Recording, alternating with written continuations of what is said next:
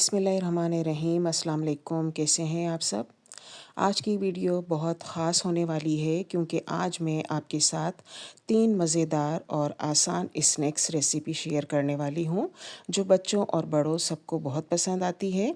तो आज हम बनाएंगे पहले क्रिस्पी वॉन्टॉन, इसके बाद हम जूसी चिकन शाशलिक स्टिक बनाएंगे और तीसरे नंबर पर मैं आपको सॉफ्ट कैटरपिलर ब्रेड की रेसिपी शेयर करूँगी।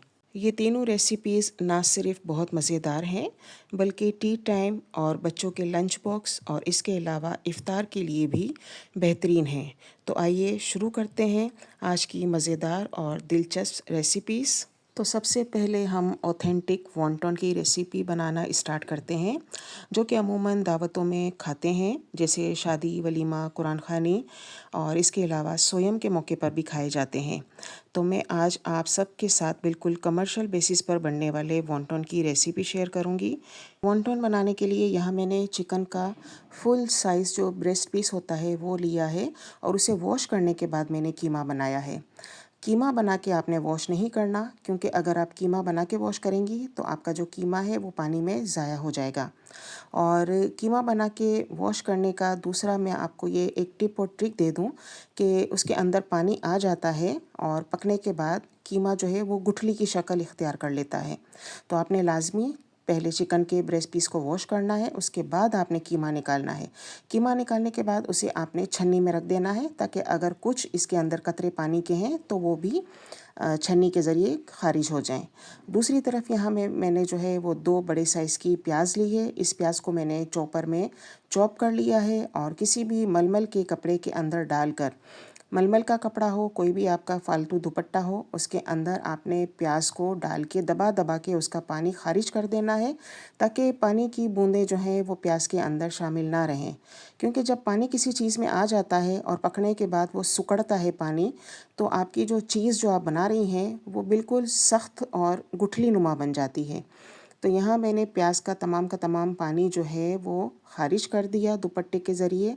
अब इस प्याज के अंदर जो हमने चिकन का कीमा बनाया है वो शामिल कर दें और साथ ही साथ कुछ सूखे मसाले हम शामिल करेंगे, जिसके अंदर 1 टेबल स्पून वाइट पेपर जो कि पिसी हुई होती है वो शामिल कर दें, 1 टेबल स्पून ब्लैक पेपर पिसी हुई, 1 टीस्पून गरम मसाला, नमक हस्बे ज़ायका और 1.5 टेबल स्पून हरी मिर्चें पिसी हुई।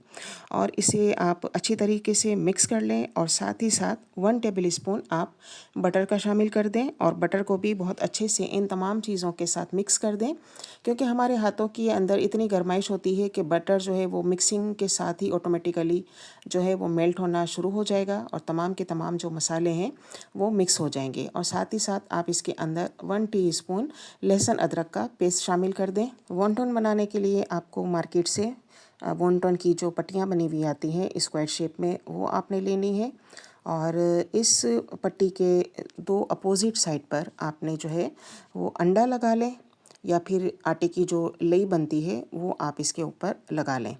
जब ये 2 साइडों पर लग जाए तो हमने जो चिकन का और प्याज का मसालों के साथ मिक्सचर बनाया है वो सेंटर में रख के इन दोनों अपोजिट साइड्स को आप कवर कर लें, यानी कि चिपका लें बहुत अच्छे से। जब ये अच्छे से चिपक जाए तो जहाँ कीमे की साइड है वहाँ आप थोड़ा सा अपनी उंगली की मदद से प्रेस करें और प्रेस करने के बाद जो इसके पट्टियों के किनारे होते हैं, जो पॉइंटेड एरिया होता है नोकीला, उन दोनों के ऊपर आप अंडा अप्लाई करें या लई अप्लाई करें और दोनों को पेस्ट कर दें एक दूसरे के ऊपर। तो इस तरह से आपका जो वॉन्टॉन है वो तैयार हो जाएगा। एक दूसरा वॉन्टॉन मैं आपको बता देती हूँ। अपोजिट साइड पे आपने अंडा या आटे की लई लगानी है, सेंटर में आपने मिक्सचर रखना है चिकन का और इस वॉन्टॉन का जो पट्टी है उसको आपने कवर कर देना है, पेस्ट कर देना है, चिपका देना है।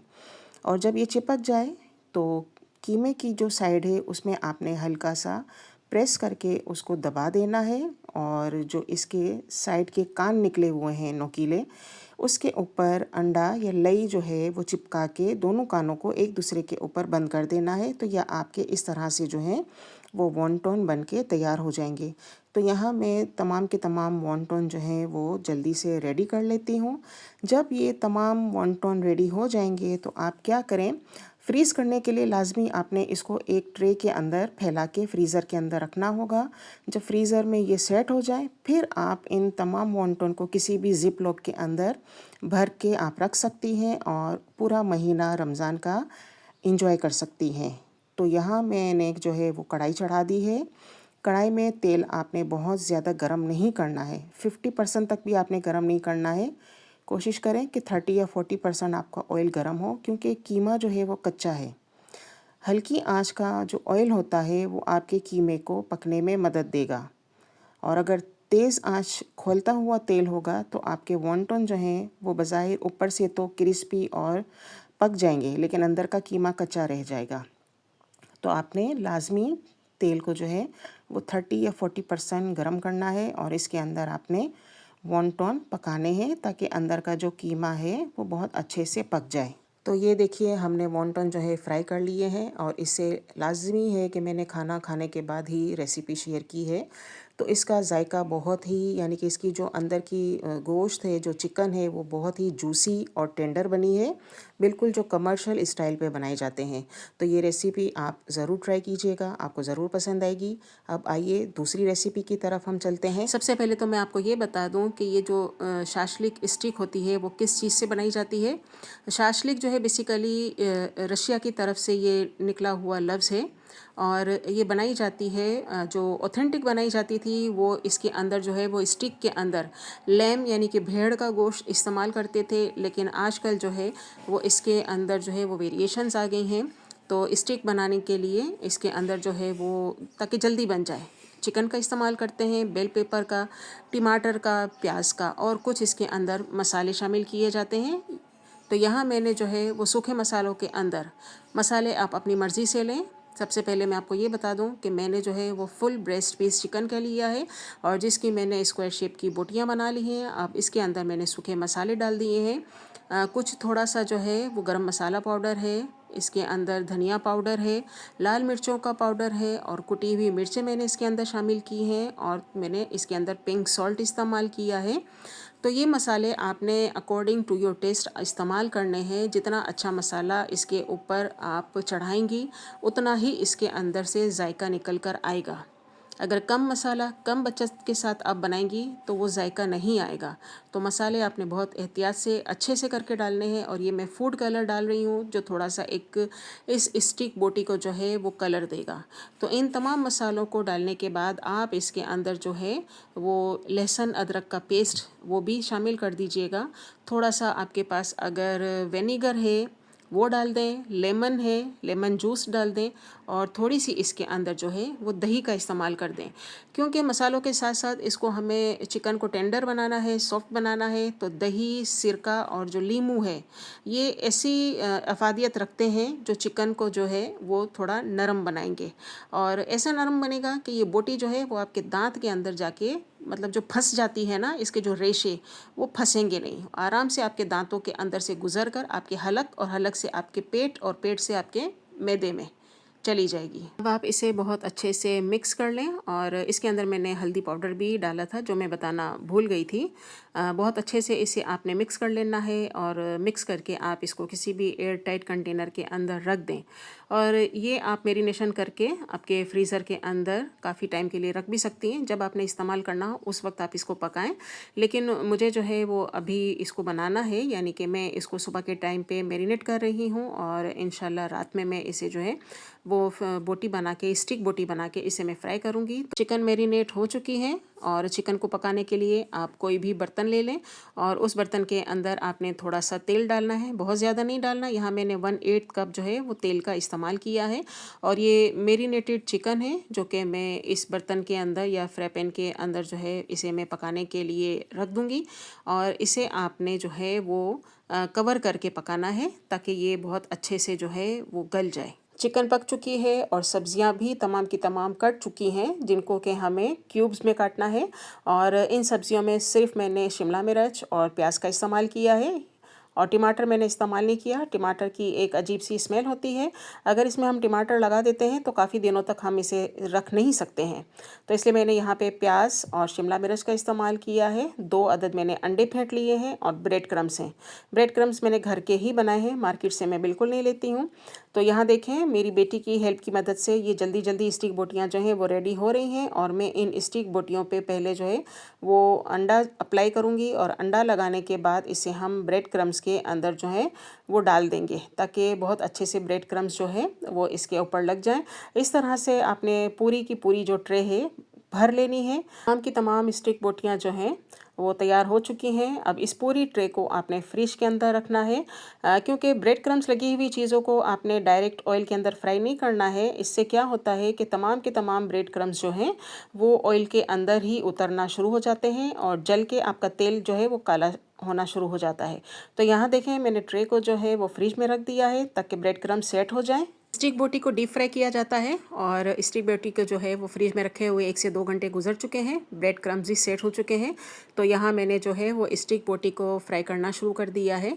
और बहुत ज़्यादा क्राउड आपने नहीं कर देना है, क्योंकि अगर बहुत ज़्यादा इसके अंदर रश बन जाएगा बोटियों का तो हो सकता है कि आपकी जो शिमला मिर्च या जो प्याज है वो स्टिक से उतरना शुरू हो जाए। इसलिए आपने लिमिटेड जो है वो स्टिक बोटी ऑयल के अंदर फ्राई करनी है। तो यहाँ देखें अल्हम्दुलिल्लाह अल्लाह का शुक्र है कि बहुत अच्छे से जो है वो फ्राई हो चुकी हैं। और फ्राई की हुई तमाम चीज़ों को आपने किसी भी स्टेनर के अंदर लाजमी रखना है, क्योंकि ज़्यादा तेल जो है वो खाना भी अच्छी बात नहीं है। वैसे हम इतना फ्राई जो है वो खाते हैं। तो यहाँ देखें थोड़ी मैंने आपको जो है वो फ्राई करके दिखा दी हैं। बाकी जो रिमेनिंग जितनी भी बची हुई हैं मैं उसे भी फ्राई कर लूँगी। स्टेनर में किसी भी फ्राई आइटम को डालने से ये होगा कि एक्सेस ऑफ ऑयल जो है वो रिड्यूस हो जाएगा। तो मैं उम्मीद करती हूँ कि ये शाशलिक स्टिक बोटी आपको ज़रूर पसंद आएगी। अब हम अपनी तीसरी रेसिपी की तरफ चलते हैं और ये रेसिपी है सॉफ्ट कैटरपिलर ब्रेड की। पिछले वक्तों में ब्रेड जो है वो सिर्फ पानी और नमक से तैयार की जाती थी। पानी से गूंदा जाता था, नमक जो है वो टेस्ट के लिए डाला जाता था और इसी का ही खमीर तैयार किया जाता था। लेकिन आजकल जो है वो हर चीज़ को जल्दी तैयार करने के लिए कुछ ऐसे मार्केट के अंदर इंग्रेडिएंट्स आ गए हैं कि ये ब्रेड जो है वो जल्द से जल्द रेडी हो जाती है। अच्छा, लाखों की तादाद में इस ब्रेड के नाम मौजूद हैं, लेकिन मैंने आज इस ब्रेड को कैटरपिलर शेप में बनाया है, इसलिए इसका नाम मैंने कैटरपिलर ब्रेड रखा है, जो कि नहायत ही नरम ब्रेड को फिलिंग के साथ डिलीशियस और टेस्टी बनाया गया है। और इसके जो मेन इंग्रेडिएंट्स हैं उसके अंदर आटा, पानी, ईस्ट, नमक, दूध, तेल या घी, ब्रेड इम्प्रूवर्स और चीनी शामिल है। ब्रेड बनाने के लिए यहाँ मैंने तकरीबन 1.5 कप, मेजरिंग कप के मुताबिक 1.5 कप मैंने मैदे के इस्तेमाल किए हैं। मैं यहाँ पे 3 बार मैदा डालूँगी, क्योंकि मेरा कप जो है वो हाफ़ कप का है। तो आप हाफ़ कप को 3 बार मल्टीप्लाई करेंगे तो ये आपका 1.5 कप मैदे के बन जाएंगे। और मैदे के बाद आप इसके अंदर नमक शामिल करें और नमक के बाद आप इसके अंदर 1 टीस्पून वाइट शुगर ऐड करें। और इसके बाद आपने जो है इसके अंदर ईस्ट जो है वो 1 टेबल स्पून आपने भर के शामिल करनी है। और ईस्ट के बाद आप इसके अंदर हाफ़ कप, मेजरिंग कप के मुताबिक दूध पाउडर, जो कि फुल क्रीम दूध होता है, वो आप इसके अंदर आधा कप शामिल करेंगे। और 1 टेबल स्पून आप कोई भी घी ले लें, मैं यहाँ पे देसी घी का इस्तेमाल कर रही हूँ, घी शामिल कर दें। और रफली पहले आपने ये मशीन जो है वो चला लेनी है। और जब ये तमाम चीज़ें आपस में मिक्स हो जाएं तो इसके बाद आप इसके अंदर थोड़ा थोड़ा पानी डाल के इसको गूंदना शुरू कर दें। ईस्ट जो है वो आटे को फूलने में मदद देगा, नमक से जायका पैदा होगा और जो दूध है वो इस ब्रेड को मिल्की फ्लेवर देगी और घी जो है वो इस ब्रेड को नरम बनाएगा। जो आटा हमने गूंदा है उसे आप किसी भी जिप लॉक बैग के अंदर डाल के 3 से 4 घंटे के लिए छोड़ दें, या कोई भी आपके पास एयर टाइट कंटेनर हो उसमें भी आप इसे कवर करके रख सकती हैं। क्योंकि ये जो है आटा मैंने ज़ोहर के टाइम में गूंद लिया था और मुझे ये रात को इफ़्तार के बाद ब्रेड बनानी थी, तो इसके हिसाब से ये काफ़ी सारा टाइम इसने जो है अपने अंदर लिया हुआ है और ये बहुत अच्छे से जो है वो फूल चुकी है। यहाँ देखें मैं आपको ये दिखा रही हूँ स्क्रीन पर कि इसके अंदर कितने अच्छे बहुत बड़े बड़े होल्स बन गए हैं ईस्ट की वजह से। ईस्ट ने इसको फुला दिया है। अब इस आटे को हम जिप लॉक से बाहर निकालेंगे, थोड़ा सा इसे अपने हाथों की मदद से क्या कहना चाहिए, गूंदेंगे। गूंद तो पहले चुके हैं हम इसको, लेकिन थोड़ा सा इसको स्मूथ बनाएंगे। और इस पेड़े में आपको जितनी भी ब्रेड बनानी हो, छोटी बनानी हो तो 6 भी बन जाएंगी, थोड़ी मीडियम साइज़ की बनानी हो तो फिर 4 बना लीजिएगा, क्योंकि मैं यहाँ पे इसी डो की 4 कैटरपिलर ब्रेड तैयार करूँगी। तो यहाँ देखें मैंने 4 इसके पोर्शन कर लिए हैं। अब यहाँ जो 4 आटे के पेड़े पड़े हुए हैं, इन 4 पेड़ों की हम 4 रोटियां बना लेंगे। रोटियां आपने बहुत ज़्यादा मोटी नहीं बनानी है, थोड़ी मीडियम साइज़ की, ना पतली बनानी है ना मोटी बनानी है। जो नॉर्मल रोटी होती है वैसे ही आपने ये चारों रोटियां जो हैं वो बेल लेनी है। हाफ पोर्शन में हमने कट्स लगा लिए हैं, और जो हाफ पोर्शन है उसमें आपने सॉस लगानी है, जो भी आपके पास सॉस हो। और ये फिलिंग जो है, मैंने जब पिज़्ज़ा पफ बनाया था उसकी बच गई थी, वो फिलिंग मैंने यहाँ इस्तेमाल की है। और इसके अंदर मैंने चीज़ जो है वो डाल दी है। चीज़ आपके ऊपर डिपेंड करती है कि कितनी मिकदार में आप खाना चाहते हैं और कौन सी। तो यहाँ चीज़ डालने के बाद अब आप इसे बहुत अच्छे से फ़ोल्ड करेंगे, और फ़ोल्ड करने का आप तरीका देखें। फ़ोल्ड करने के बाद अपने हाथों की मदद से आप इसके ऊपर अंडा जो है वो अप्लाई कर दें, ताकि एक गोल्डन खूबसूरत सा कलर आ जाए।